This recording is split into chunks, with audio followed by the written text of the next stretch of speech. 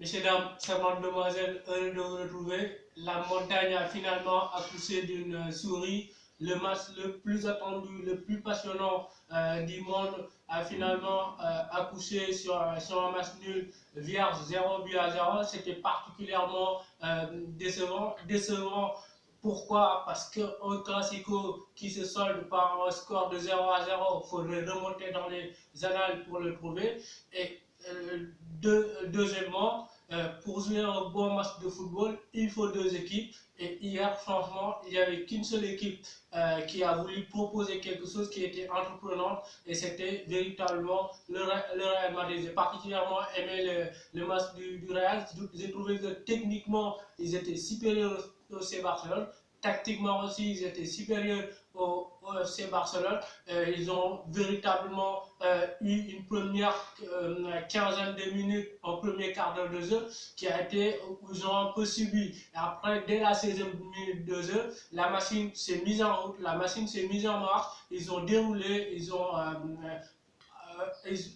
eu la possession de balle, ils ont eu la maîtrise du jeu, ils ont eu le contrôle de la rencontre. Franchement, ils étaient ultra dominants, et ils avaient une domination territoriale très nette. Ils se sont procurés énormément d'occasions. Il y a eu les frappes de Valverde, les frappes de Toni Kroos sur la première mi-temps. Je pense qu'ils ont eu 12 tirs, dont 4 cadrés. C'est aussi un peu la domination écrasante qu'il y avait sur la première période pour le Real Madrid. L'organisation sans ballon aussi était parfaite. Ils ont étouffé le Barça, ils les ont asphyxiés, ils les ont pris à la gorge un peu. Il y avait une pression très haute, un marquage très dense, un marquage très resserré et très rigoureux. J'ai vu un cadrage parfait, Valverde, comment dire, Isco qui était constamment sur le double pivot un peu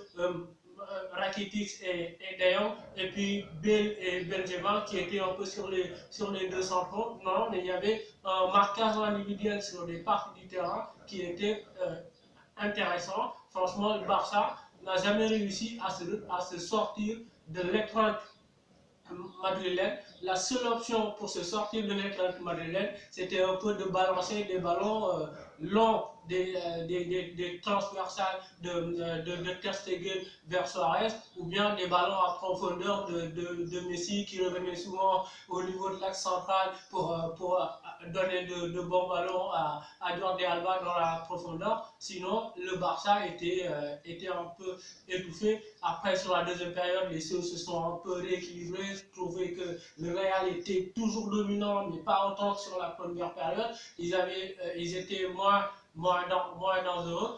Et franchement, dans la globalité, le Real peut nourrir quelques regrets.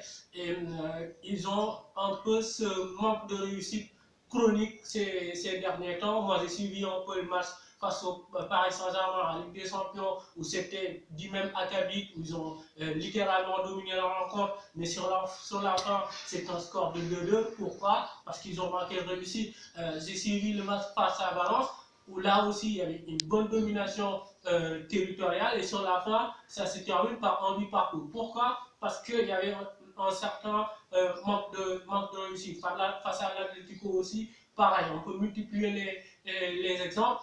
Et deuxième chose qu'il va falloir rectifier avant de venir sur cette deuxième chose qu'il va falloir rectifier, c'est-à-dire que dans ces matchs, dans ces classicos, il faut être létal, il faut être chirurgical, clinique pour les gagner. Tu ne peux pas gagner ce genre de match, tu ne peux pas gagner les classicos, tu ne peux pas gagner les matchs de Ligue des Champions si tu n'es pas clinique devant. Et le Real est magnifiquement bien placé pour le savoir, parce que c'est une équipe qui est le maître dans cet aspect-là. Et je pense que ça, il faudra le corriger s'ils veulent aller loin en Ligue des Champions ou gagner cette Ligue. Après, deuxième chose sur laquelle je voudrais revenir, c'est que je trouve que le Real manque un peu de profondeur dans son jeu. C'est-à-dire que tu as Benzema qui décroche beaucoup, qui dézone beaucoup. Et le problème, c'est que quand il dézone, il n'y a personne pour occuper le poste d'attaquant. Et voilà, c'est un peu le souci sur le jeu de Benzema. faudrait donc du côté du Zidane, puisque Benzema ne doit s'empêcher comment dire, de dézonner, trouver quelqu'un pour attaquer l'espace, quelqu'un pour occuper ce poste-là. Et je trouve que dans le jeu du Real aussi, ça manque un peu de variété. C'est-à-dire qu'il y a énormément de jeux à l'intérieur et parfois aussi on passe par des côtés pour administrer des centres. Sauf que en un moment, l'adversaire, il lit ton jeu et tu deviens un peu moins surprenant. C'est un peu ce qui s'est passé sur la deuxième période où le Real est devenu un peu moins surprenant parce qu'il y avait un jeu un peu trop stéréotypé. Donc, il va falloir rectifier cela du côté de Zidane. Après, de l'autre côté, chez Barcelone, cette match, on se dit qu'on ne peut pas faire pire comme prestation. Et chaque match, on se rend compte qu'on creuse encore plus bas. C'est-à-dire qu'on a réalisé un match pitoyable. Franchement, dans le contenu, c'était lamentable. C'est-à-dire que moi, ce qui m'afflige un peu, c'est que le Barça, au Camp Nou, puisse accepter d'abandonner le ballon au Real. C'est-à-dire qu'à un moment, on s'est dit, ben voilà, on ne peut pas rivaliser avec le ballon, on va attendre tranquillement dans nos derniers mètres et puis procéder par contre-attaque, par des transitions rapides, par des isolants. Je suis désolé, mais ça, c'est pas le Barça. Et on a un peu l'habitude de voir ça du côté du Barça ces derniers temps. Il y a un jeu vraiment cynique qui est en train d'installer Ernesto Valverde, c'est-à-dire une culture de jeu qui ne doit jamais prospérer au FC Barcelone. C'est-à-dire cette incapacité à produire du jeu et cette attitude un peu mesquine de toujours abandonner le ballon à l'adversaire pour procéder par des contre-attaques. Après, il y a des choix qui m'ont étonné dans ce match.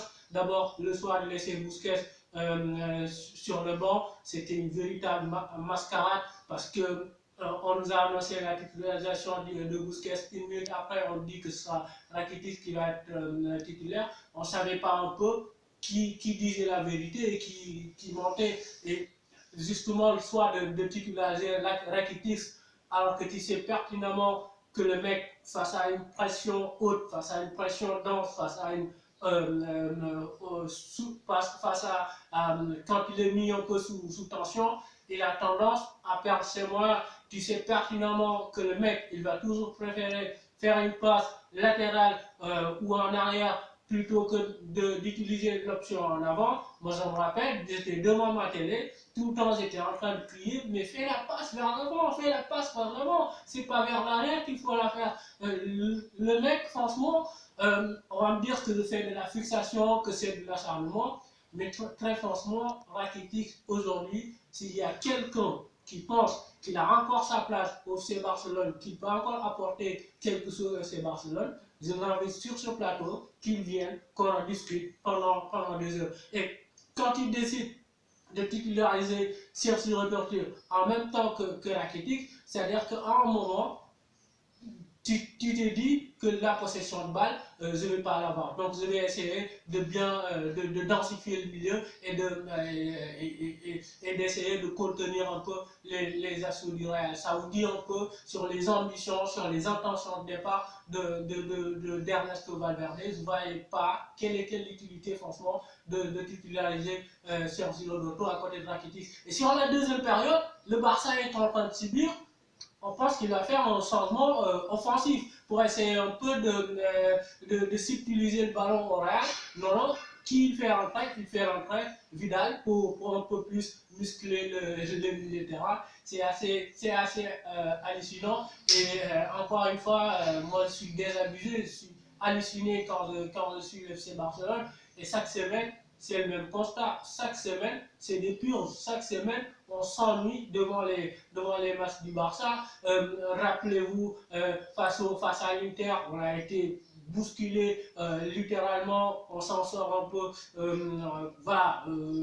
un peu par miracle. Face à Dortmund, c'était pareil. Face à Slavia Prague au Camp Nou, on s'est fait littéralement scier dessus par une équipe comme le Slavia Prague. Face à Osasuna, c'était pareil. Et voilà, tous les matchs, le FC Barcelone, les seuls matchs qu'ils ont fait et qui ont été satisfaisants, c'était véritablement face aux Betis et face à Bayern. Sinon, tous les matchs, c'était des purges. Tous les matchs, on s'est fait saluter, on s'est fait bousculer. C'était un football qui puait vraiment la merde. Et ça, c'est pas mon Barça. Moi, j'ai suivi le Barça de Rijkaard, j'ai suivi le Barça comment dire, de Guardiola, j'ai suivi le Barça de Luis Enrique. Et franchement, devoir se taper toutes les semaines, durant 3 ans maintenant, le Barça de Valverde, c'est pur qu'avoir le. C'est incroyable, franchement. Allez, on s'en limite là, c'était tout pour le débrief de ce classico. On se retrouve très bientôt. Abonnez-vous, likez et partagez.